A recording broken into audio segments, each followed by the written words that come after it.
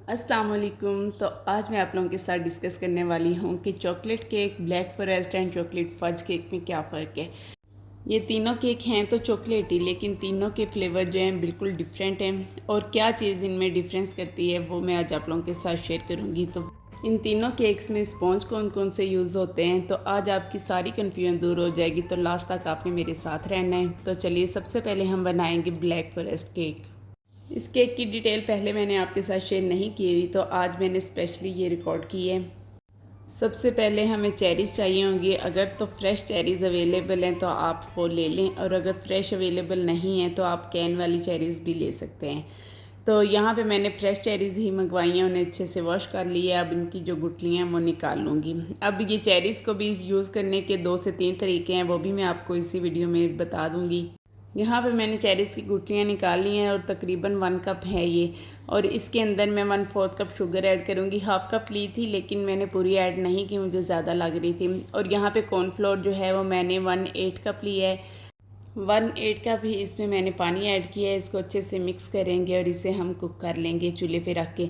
बिल्कुल low flame पे हमने इसे पकाना है। और यहाँ बहुत जल्दी गाढ़ा हो गया था क्योंकि कॉर्नफ्लोर की क्वांटिटी थोड़ी सी ज़्यादा ऐड हो गई थी, तो मैंने थोड़ा पानी और ऐड कर लिया था। वो क्लिप आप लोगों के साथ शेयर नहीं कर सकी, मिस हो गया।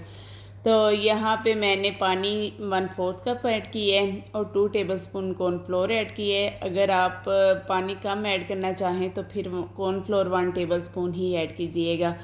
तो अच्छे से जब तक ये थिक नहीं हो जाता, थोड़ा ट्रांसपेरेंट नहीं हो जाता, तब तक आपने इसको पकाना है। उसके बाद फिर फ्लेम आपने बंद कर देनी है और मज़ेदार सी जो चेरीज़ की सॉस है वो रेडी हो जाएगी। अब इनमें से थोड़ा सा जो है मैं पानी के अंदर मिक्स कर लूँगी, एक साइड से जो शीरा उसका निकाल के, तो उसी से हमने अपने केक को वेट करना है। इसके अलावा आप चेरीज़ को वैसे ही कट करके लेज़ में ऐड कर सकते हैं, या फिर आप चेरी के अंदर वैसे ही शुगर ऐड करके उसको अच्छे से मिक्स करके भी ऐड कर सकते हैं। इसके अलावा आप विदाउट कॉर्नफ्लोर आप सिर्फ शुगर और चेरी को थोड़ा सा कुक करके भी ऐड कर सकते हैं। आपको जिस तरीके से अच्छा लगे उसी तरीके से बना लीजिएगा। तो यहाँ पे मैंने अपने स्पॉन्ज का जो बेसिक मेरा स्पॉन्ज की रेसिपी है मेरे चैनल पे मौजूद है, इसका लिंक भी मैं डिस्क्रिप्शन में दे दूँगी। तो उसी मेथड से मैंने ये स्पॉन्ज केक रेडी किया है और इसको अब मैं 2 लेयर्स में कट कर लूँ। मैंने फ्लैट में ही बनाना था, इसलिए मैंने इस 8 इंच के पैन में बेक किया है। अगर आप हाइटेड बनाना चाहते हैं तो आप 6 इंच के पैन में इसे बेक कर सकते हैं। इसे 2 लेयर्स में कट कर लेंगे। बहुत ही सॉफ्ट और बहुत ही यमी हमारा जो स्पॉन्ज है वो रेडी हुआ है। इसे मैंने पतीले में ही बेक किया है। बहुत ही यमी सा हमारा जो स्पॉन्ज केक है वो रेडी हुआ है। अब हम यहाँ पे कोई सा भी केक बोर्ड ले लेंगे। अगर आपने ऑर्डर वर्क में बनाना है तो फिर आप 10 इंच का केक बोर्ड ले लीजिएगा। मैंने यहाँ पे कोई सा भी जो मेरे हाथ लगा है मैंने ले लिया, क्योंकि मैंने कौन सा इसको डिलीवर करना है। तो इसके ऊपर थोड़ी सी क्रीम लगाएंगे और उसके ऊपर हम अपने स्पॉन्ज केक ले रखेंगे। इसे हम चेरी सिरप से वेट करेंगे। बहुत ही यमी फ्लेवर बनता है इससे। आप यकीन करें कि एक बाइट लेने के बाद हाथ रुक ही नहीं रहा था। मैंने बिल्कुल नहीं सोचा था कि मैं इतना केक खा जाऊंगी। इसके ऊपर हम क्रीम की एक लेयर लगाएंगे। ऊपर हमने चेरी की सॉस जो बना के रखी है उसकी लेयर लगाएंगे। अब सॉस बना के जो हम ऐड करते हैं ना, उससे एक बहुत ही यमी सा टेस्ट आता है। वैसे फ्रेश फ्रूट का भी जो टेस्ट होता है वो भी अच्छा होता है, लेकिन इससे एक अलग सा टेस्ट है वो फील होता है।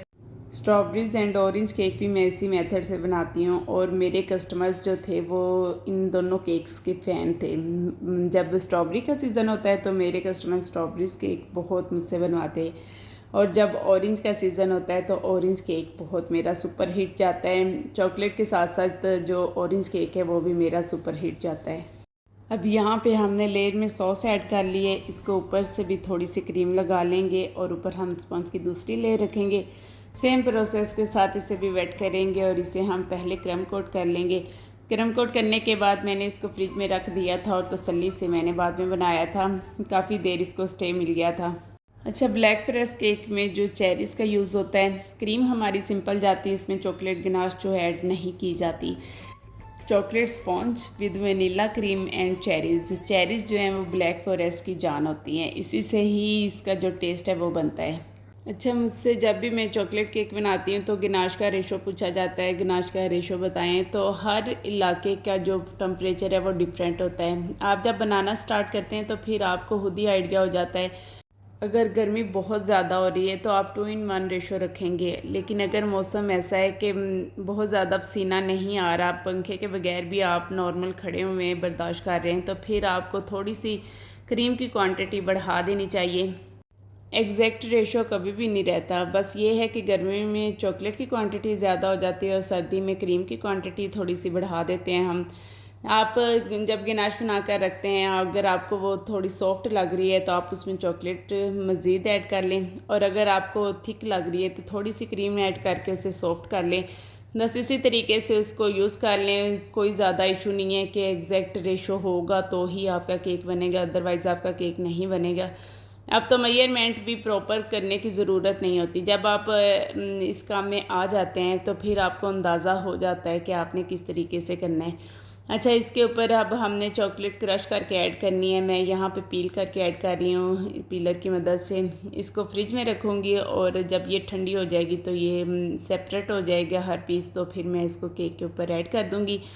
तो बस ये हमारा ब्लैक फॉरेस्ट केक रेडी हो जाएगा। इसका टेस्ट, इसका फ्लेवर टोटली दूसरे चॉकलेट केक से मुख्तलिफ होता है। तो यहाँ पे हमारा बहुत ही यमी सा ब्लैक फॉरेस्ट केक जो है वो तैयार है। इसको हम कट कर लेते हैं और देख लेते हैं कि ये हमारा केक कैसे बना था। अब मैं ज़्यादा केक नहीं खाती, शायद वो बना बना के खुद का वो मेरा दिल भर चुका है, लेकिन इस केक ऐसे था कि एक बाइट लेने के बाद हाथ रुक ही नहीं रहा था। मैंने अपना पूरा पीस खाया था। ब्लैक फॉरेस्ट केक में चॉकलेट का टेस्ट भी होता है क्योंकि इसका स्पॉन्ज है वो चॉकलेटी होता है। इसके अलावा हम चॉकलेट ऊपर क्रश करके लगाते हैं, पील करके लगाते हैं, चॉकलेट के पीसेस हमारे मुंह में आते हैं और हमें चॉकलेट का जो टेस्ट है वो फील होता है। जबकि इसके अलावा हमें इसके साथ साथ इसमें जो है ये चेरीज़ का टेस्ट भी आता है और ये एक बहुत ही यमी सा कॉम्बिनेशन है। और जब हम इसको खाते हैं तो ये चॉकलेट एंड चेरीज़ मिक्स जो है ये हमें फ़ील होता है। आई होप कि आपको कंसेप्ट क्लियर हो गए होंगे कि ब्लैक फॉरेस्ट केक क्या होता है। तो अब हम आ जाते हैं अपने चॉकलेट केक की तरफ। यहाँ पे हम क्रीम के अंदर चॉकलेट गनाश ऐड करते हैं। क्रीम हमारी विप क्रीम ही होती है और उसके अंदर चॉकलेट गनाश ऐड करते हैं। अगर हम क्रीम के अंदर चॉकलेट गनाश ऐड नहीं भी करते तो हम लेयर्स के अंदर गनाश क्रीम के साथ यूज़ करते हैं। जिस तरह हम क्रीम की लेयर लगाते हैं और ऊपर हमने चेरीज़ ऐड किए हैं, इसी तरह क्रीम की लेयर्स के साथ हम चॉकलेट गनाश की लेयर लगाते हैं और फिर इस तरीके से हम इसको रेडी कर लेते हैं। ये विप क्रीम केक होता है और ये भी बहुत ही यमी होता है। बेसिकली मेरा सबसे फेवरेट केक यही है। इस तरीके से हम केक बनाते हैं। इसको आप मिल्क से वेट करें, इसको आप शुगर सिरप से वेट करें, कंडेंस मिल्क से वेट करें, आप जिस तरीके से भी वेट करना चाहते हैं आप कर लें। क्योंकि हम होम बेकर्स हैं, हमने फ़्रेश केक बनाकर देने होते हैं और कस्टमर ने ले जाके उन्हें सेलिब्रेट कर लेना होता है, इसलिए मैं तो मिल्क ऐड करती हूँ। लेकिन अगर केक की शेल्फ़ लाइफ बढ़ानी हो तो फिर शुगर सिरप ऐड किया जाता है, क्योंकि मिल्क से बना हुआ केक जल्दी ख़राब होने के चांसेस होते हैं। वैसे 3 से 4 दिन तक तो ये बहुत फ्रेश रहता है, इतने दिन तक तो ये चल जाता है, लेकिन इससे ज़्यादा फिर मे बी उसका टेस्ट चेंज हो जाए। वैसे मैंने कभी रख के देखा नहीं है, लेकिन फिर जो बेकरीज़ वाले हैं वो शुगर सिरप इसलिए ऐड करते हैं क्योंकि फिर अगर उन्हें 1 से 2 हफ्ते नहीं भी सेल हुआ तो फिर वो ख़राब नहीं होता। तो यहाँ पे अब हम इसके ऊपर चॉकलेट गनाश ही पोर करेंगे और ये मेन प्रोसेस है मेरे चॉकलेट केक का। जो भी मुझे चॉकलेट केक बनवाता है तो मैं इसी तरीके से उन्हें बना कर देती हूँ और ये बहुत ही यमी बनता है। तो यहाँ पे आपको क्रीम केक का भी आइडिया हो गया होगा। अब हम आ जाते हैं अपने फज केक की तरफ।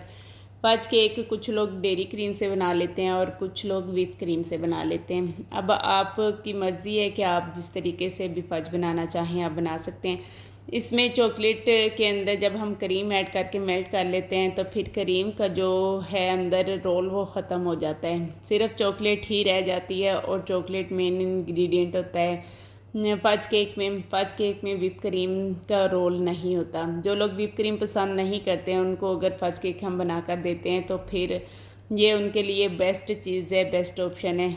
इसको हम चॉकलेट गनाश भी बोलते हैं, चॉकलेट फज भी बोलते हैं। कुछ लोग इसके अंदर बटर भी ऐड करते हैं, कुछ लोग 2 से 3 चीज़ों को मिला के फज भी रेडी करते हैं। तो बस हर किसी का अपना मेथड है, अपना रोल है कि उसने किस तरीके से अपने कस्टमर्स को सेटिस्फाइड करना है। अब हम स्पॉन्ज की बात कर लेते हैं। तो तीनों केक्स के अंदर बेसिक स्पॉन्ज ही जाता है।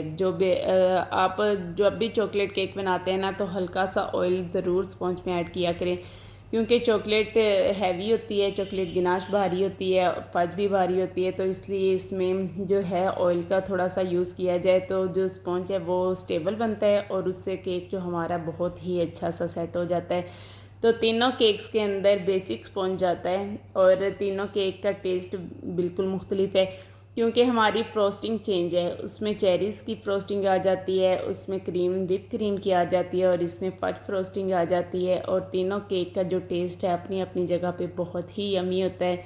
जिसको जो पसंद है वो बनवा ले और इन्जॉय करे। आई होप कि आपको मेरी वीडियो अच्छी लगी है, तो इसे लाइक शेयर करना आपने बिल्कुल नहीं भूलना। तो नेक्स्ट वीडियो तक अल्लाह हाफिज़।